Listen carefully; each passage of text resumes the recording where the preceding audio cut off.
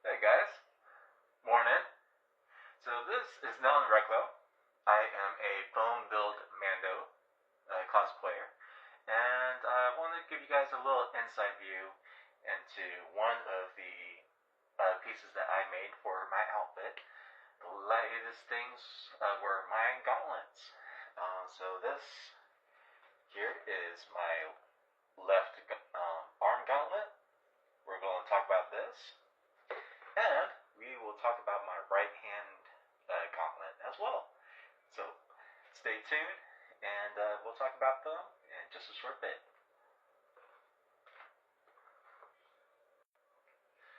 Alright, so with any of my foam builds that I've done to create my character, I start off with paper templates of just wherever I can find.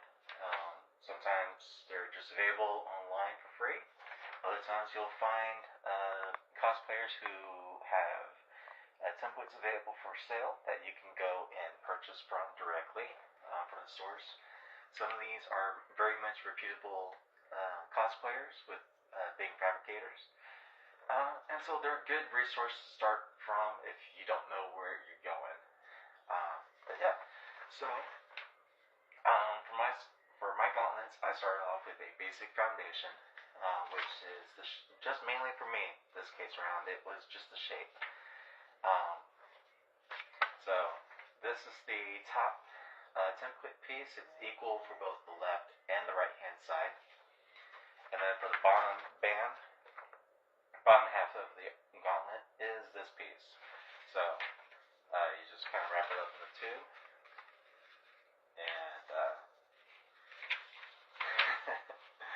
they kind of go together, and that is the basic idea of what your gauntlet will look like shape-wise. From there, you take any size depth on foam. In my case, I used 10mm foam for the base structure of the gauntlet. That's what allows for the foundation to kind of have something to hold on to. Most times people builders with the way that it opens up like a clamshell, and that's one way you could do it.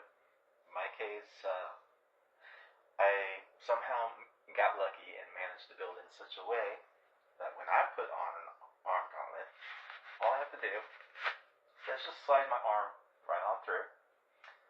I did have to put in a little foam insert on the inside so that it doesn't really wiggle around when I'm wearing a suit. So that's what I did. From there, this is where the creativity can happen. So I have a whole bunch of old toy parts that I just kind of still had from when I was a kid. Some things I just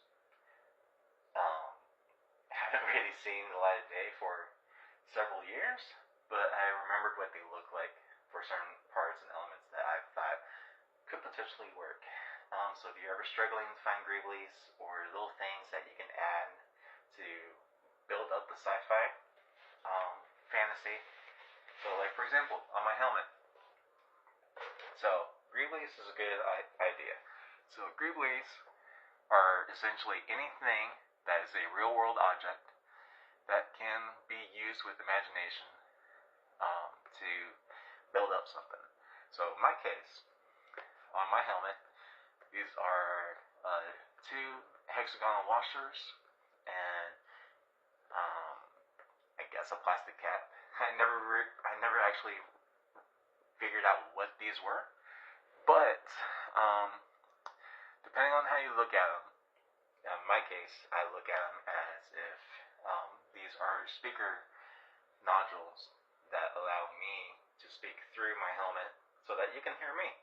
That's my fantasy. That's how I kind of envision my helmet. So that's a format of using Greeblies with a storyline. In my case, on the gauntlets, I took a whole bunch of toy parts. So for example, the kit bash bashing parts actually came from old Zoid model kit toys that I had as a kid when I was a teenager. So um, this part right here is all in one piece. It was a turret on one of my Zoids. Next, uh, these were little gun mounts, and actually a gun that has been filled in regards to kit bashing. Um, my parts come from old Zoid model kit toys that I had when I was growing up. I still kept them, but I remembered what I had, and so I thought maybe this might work. I need to figure out something. I don't have a 3D printer.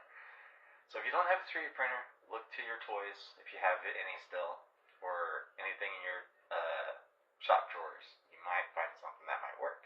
In my case, gun turret, gun mounts, old blaster gun that I filled in with foam clay, furniture stoppers.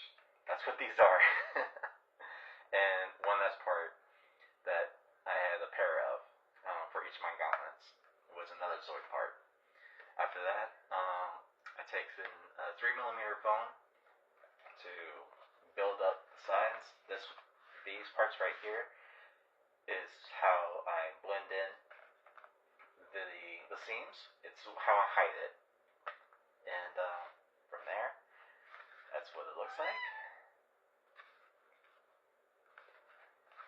And yeah, so just painting it in the colors that I have, and then just weathering it. These parts were also from another Zoids kit, but I like the details that it could have. Kind of gave a little bit more aggressiveness to this gauntlet. So yeah, I kind of decided I wanted some blasters for arms. Here's the other one. These were original mounts for the side pieces that were on here. It was like a claw, like a 3-pincer claw thing. So the mounting connection to that kind of gives me like a little blaster cannon thing. So that's what I did. Again, same pieces as the other furniture stoppers, and I don't know what this is. And then the foundational piece that these front parts connected to was a shell case for the particular Zoid that I had, that this part came from. I did sand down a few things, so yeah, these aren't going back on the toy whatsoever at any time. But yep, as you can see, foam insert is in the top. I thought about doing the bottom, but that won't work for me. So right now, I haven't glued it in. It's just using mechanical tape to kind of secure it in, just so I can kind of get accustomed to it and see if it's going to work. So yeah, this is the finished products. After these clips, I'll put in some pictures for you guys to see what they look like from start to finish, so you can visualize what the building up the levels is on a foam kit. So stay tuned, and you'll see that in the next second.